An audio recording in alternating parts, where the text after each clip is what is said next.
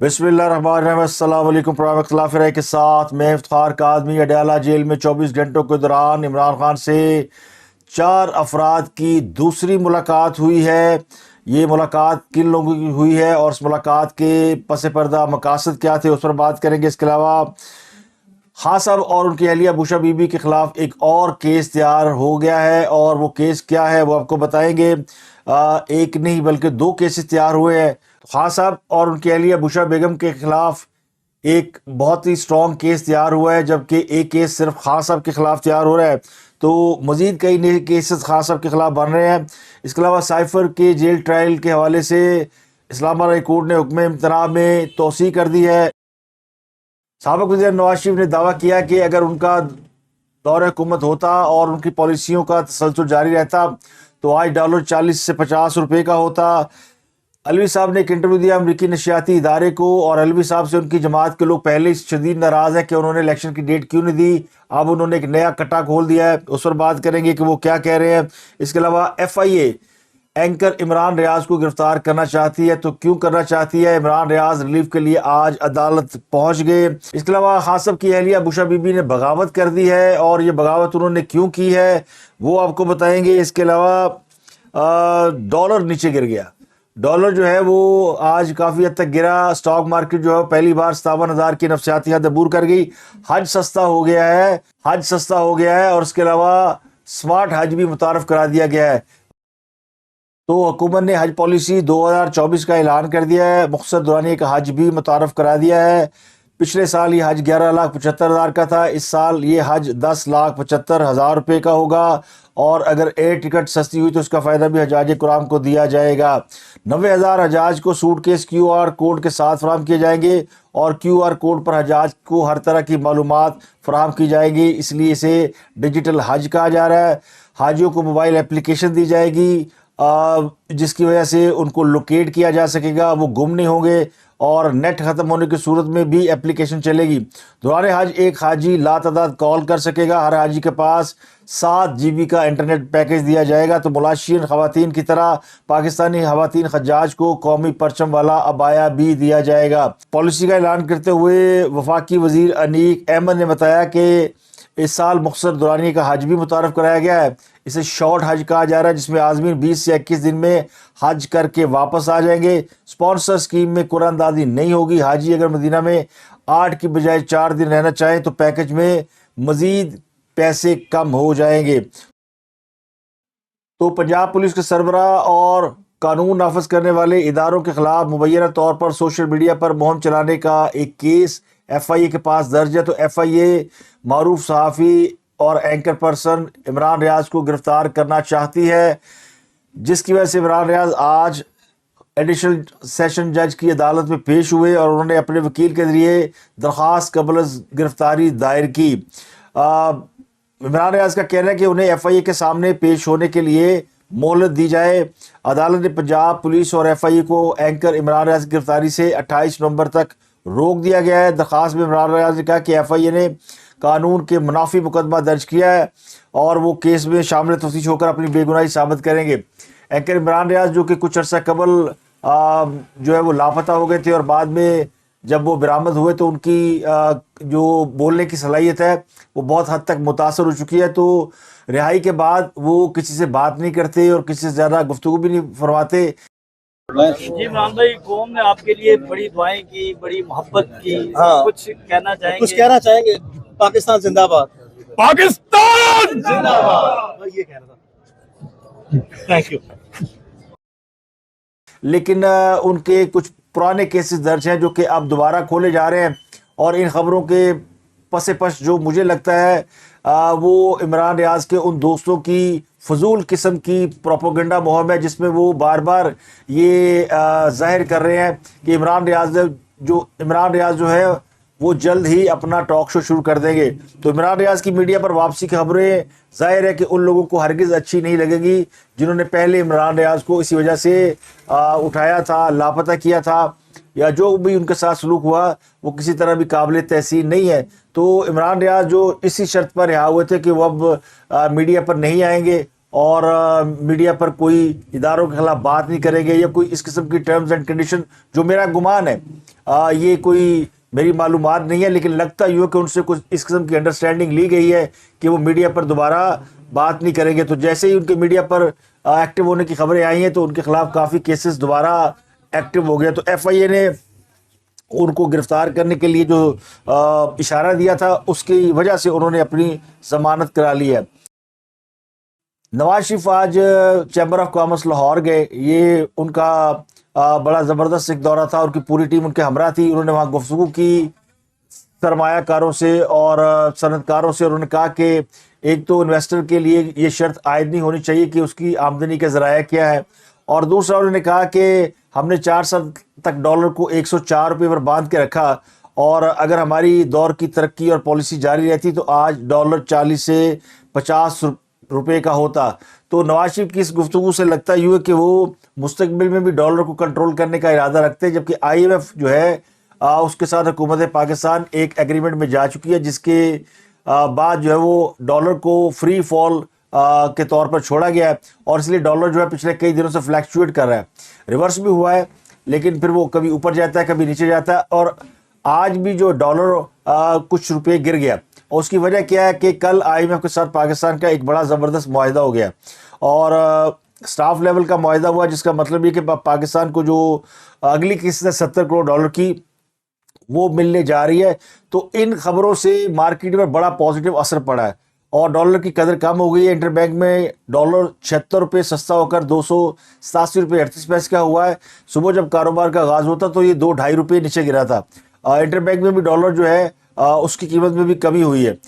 اس کے علاوہ Pakistan stock market کا 100 انڈیکس آج تاریخ میں پہلی مرتبہ 57,000 کی حد عبور کر گیا.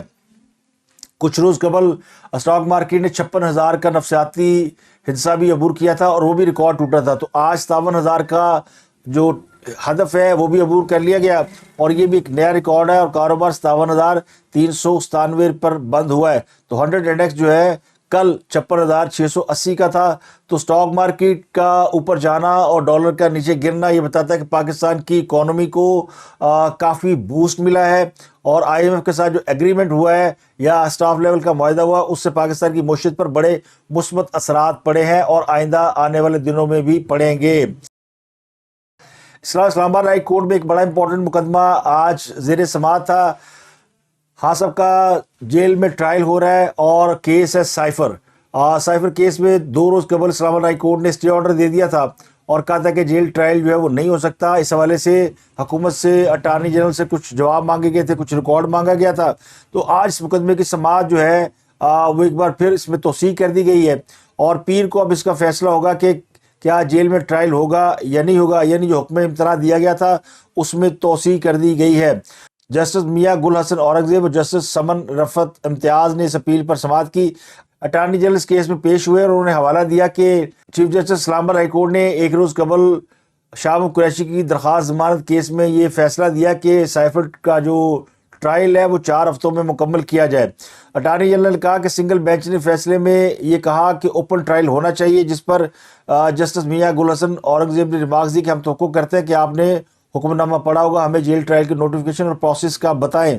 اٹارنی جنرل نے کہا کہ میری رائے میں یہ انٹرا کورٹ اپیل قابل سماعت ہی نہیں ہے. جان کے خطرے کے پیش نظر جیل ٹرائل کا نوٹیفیکیشن ہوا، اور 2 اکتوبر کو سائفر کیس کا چلان جمع ہوا، اور 23 اکتوبر کو ملزمان پر فرد جرم عائد کی گئی. عمران خان کے وکیل نے کہا کہ ہم اٹارنی جنرل کے نکات کا جواب دیں گے. جسٹس میاں گل حسن نے ریمارکس دیا کہ کیس میں جو سیکشن لگی ہوئی ہے عمران خان کے، اس کی سزائے موت ہو سکتی ہے. اٹارنی جنرل نے مسکراتے ہوئے کہا کہ جی معلوم ہے، مگر میرا نہیں خیال کہ ان کو سزائے موت ہو. جس پر سلمان اکرم راجہ نے کہا کہ پروسیکیوشن تو یعنی اٹارنی جنرل خود کہہ رہے ہیں کہ پروسیکیوشن کامیاب نہیں ہوگی.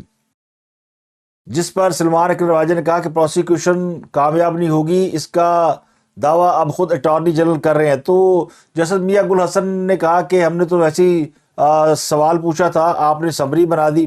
تو اس کے علاوہ اٹارنی جنرل نے جیل ٹرائل سے متعلق جو کابینہ نے منظوری دی تھی اس کی ڈاکومنٹ پیش نہیں کر سکے عدالت کے اندر. تو انہوں نے کہا جی میں زبانی آپ کو گارنٹی دیتا ہوں، اور آئندہ سماعت پر یہ میں آپ کو پیش کر دوں گا. تو سائفر کیس کا معاملہ اب پیر پر چلا گیا کہ جب تک اسلام ہائی کورٹ یہ ڈیسائیڈ نہیں کرتی کہ ٹرائل جیل میں ہوگا یا اوپن ٹرائل ہوگا، اس وقت تک یہ سماعت اب رکی رہے گی۔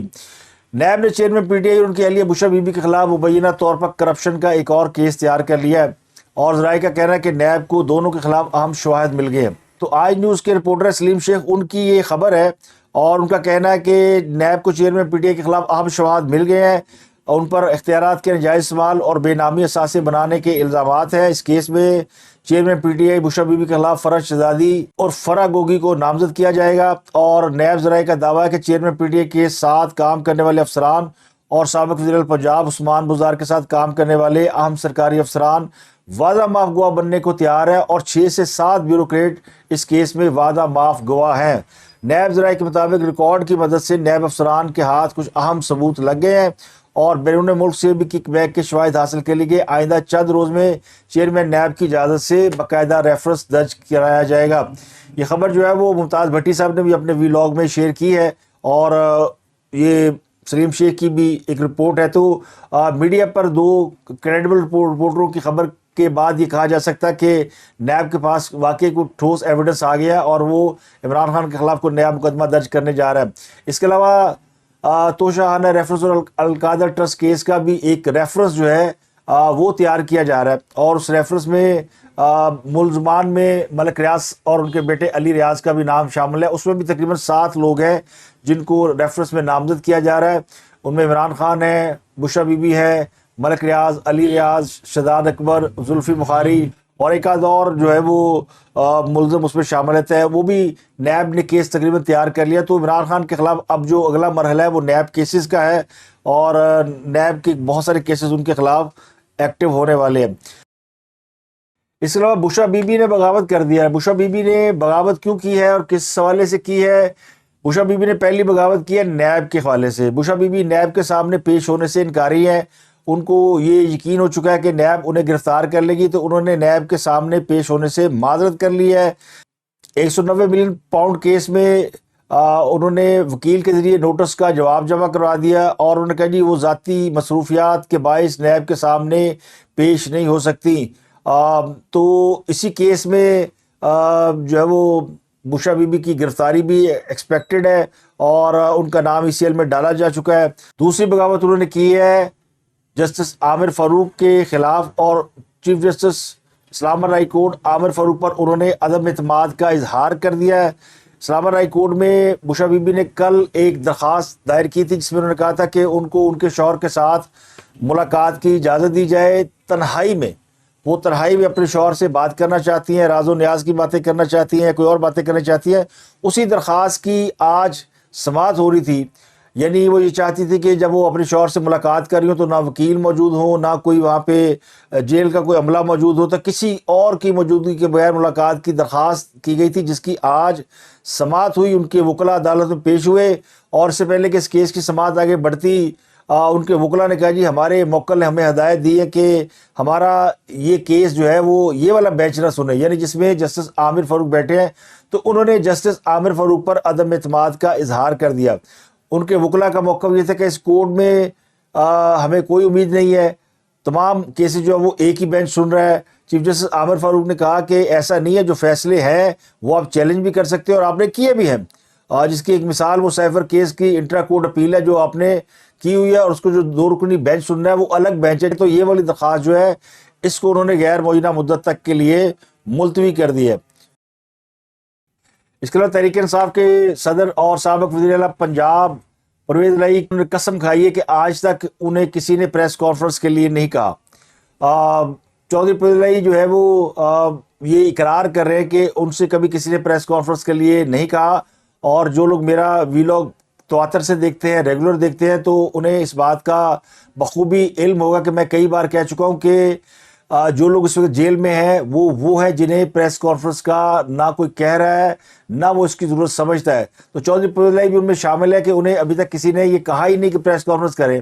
اگر کوئی کہے گا تو کسی کی جرت نہیں کہ انکار کر سکے۔ تو جو جیلوں میں لوگ سزائیں کاٹ رہے ہیں، جن کی تصویریں لگا کر پی ٹی آئی والے واہ واہ کر رہے ہیں، وہ اس بات کو ذہن میں رکھیں کہ جن لوگوں نے پارٹی چھوڑی ہے، یا جن لوگوں کو پارٹی چھوڑنے میں مجبور کیا گیا ہے، یا پریس کانفرنس جنہوں نے کی ہے، انہوں نے بھی اپنی جان بچانے کے لیے پریس کانفرنسیں کی ہیں. تو پریس کانفرنس کرنے کے لیے کوئی کسی کو نہیں کہہ رہا, لوگ از خود جیل برداشت نہیں کر رہے تو پریس کانفرنس کرنے چلے جاتے ہیں.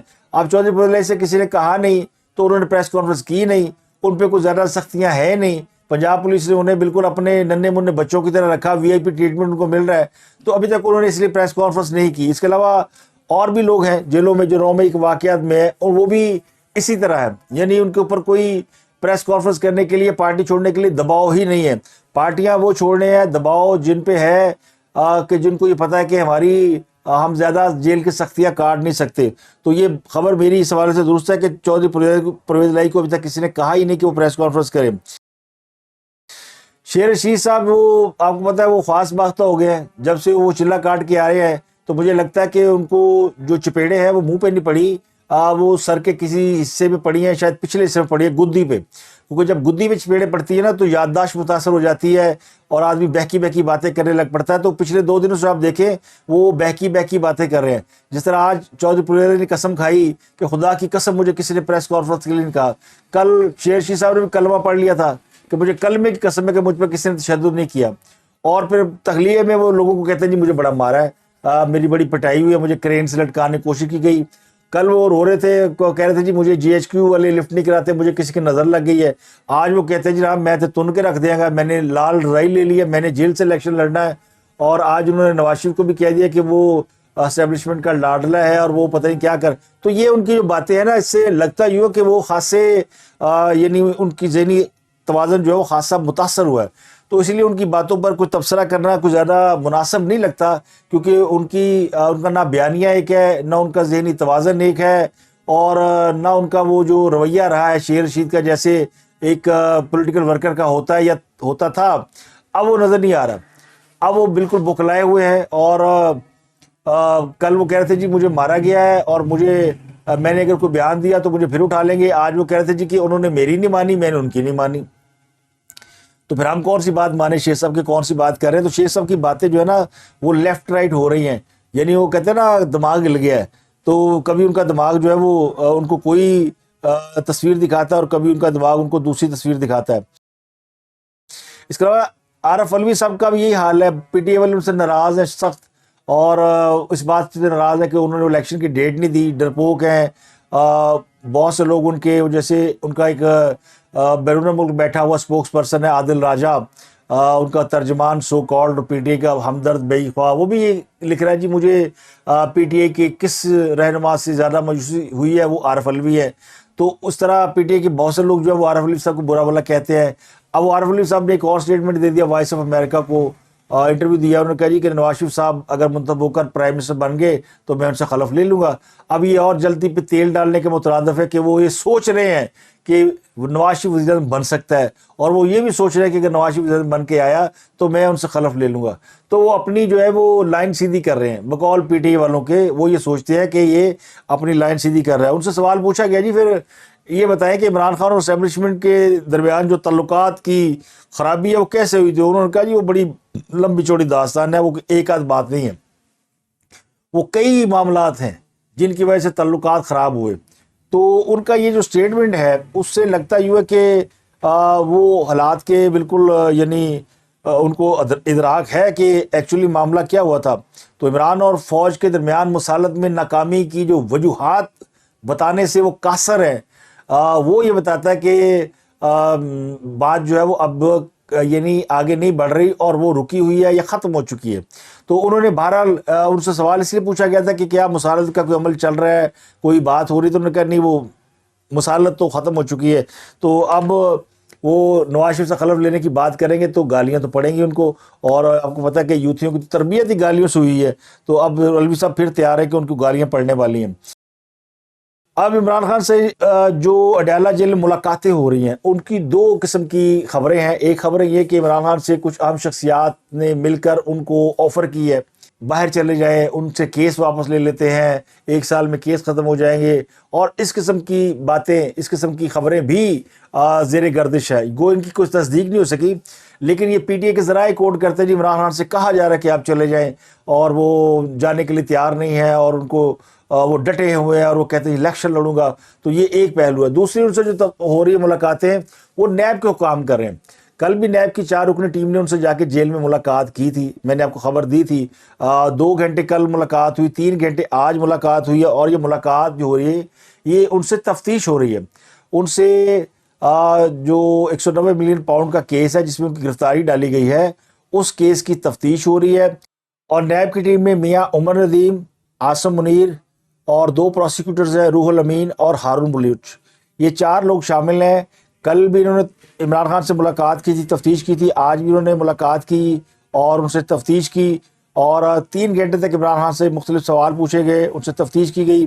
اور جب نیب کی ٹیم واپس ہوئی تو پھر عمران خان کی جو لیگل ٹیم ہے ان کو ملاقات کی اجازت دی گئی. اور اس لیگل ٹیم میں بیرسٹر علی ظفر, بیرسٹر گوہر علی اور عمیر نیازی شامل ہیں. تو عمران خان کی اپنے وکلا سے بھی ملاقات جو ہے وہ کرا دی گئی ہے.